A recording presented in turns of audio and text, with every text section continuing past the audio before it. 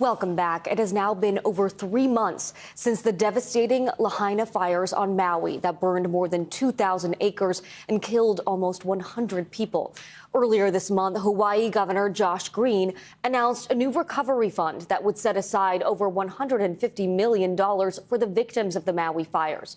While individuals who sign up for the program could receive payments of more than $1 million, beneficiaries of the recovery fund will be required to waive their right to bring legal action against parties involved in the fund, including the state of Hawaii, Maui County, and Hawaiian Electric. Joining me now is Jennifer Gray Thompson, CEO of After the Fire USA. She will be leading a delegation to Maui next month. Jennifer, let's start right there. What is the goal of that visit? Well, we always work with newly fire-affected mega fire-affected communities, and this is just one part of the work that we normally do. And the point is really to go in and we bring together fire survivors, policy experts, people who've not only created the policy, but also had to implement it on the ground, including, for example, our building director here in Sonoma County, who's navigated 4 mega fires. And so we really sort of wrap them into our community of mega fire survivors. It's now been over 3 months since the fires. What is your assessment of how the response and the rebuild has gone? What are the challenges still facing residents and Native Hawaiians today? Well, this is probably the most complicated mega fire we will have ever encountered. There are issues with short-term to mid-term to long-term housing. There's a legacy of colonialism, which has fostered a great deal of distrust in outsiders, but especially the government. And so there's all of those things working along with the normal complications of surviving and rebuilding after a mega fire.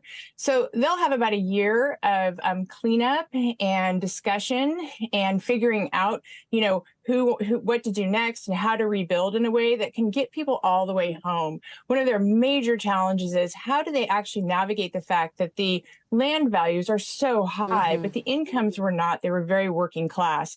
So a big lift is going to be careful planning and how do we actually get everybody home, leveraging federal funds, philanthropy, and insurance. Very complicated. Right. And there's also the issue of housing. I know there's been a lot of debate about how to get people who have been displaced since the fires into homes. What can you tell me about that?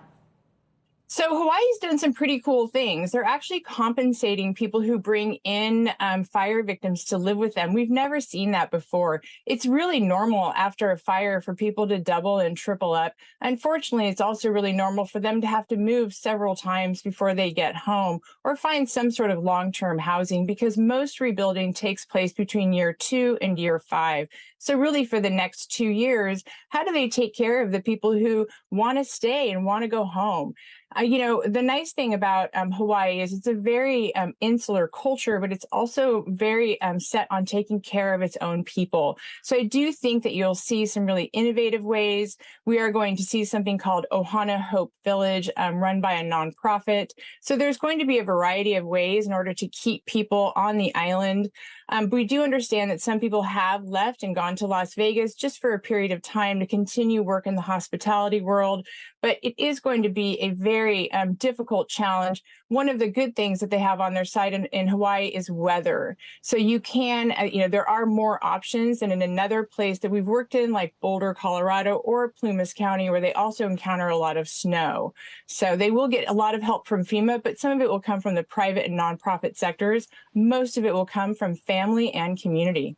And just quickly, we don't have a ton of time left, but I do want to ask, as an expert on this, has Hawaii's emergency services made the necessary adjustments and has taken the needed precautions in the event of another fire?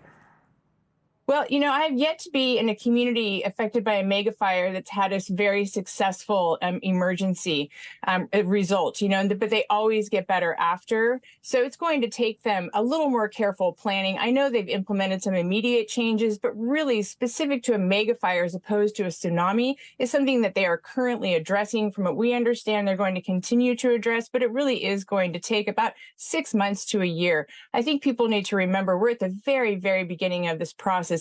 And to keep the people of Maui with you in your heart and consider them at the end of the year, too, when you're thinking about how to donate, and to remember to donate locally because you want the community to have control over their rebuild. All right, Jennifer Gray Thompson, thank you so much.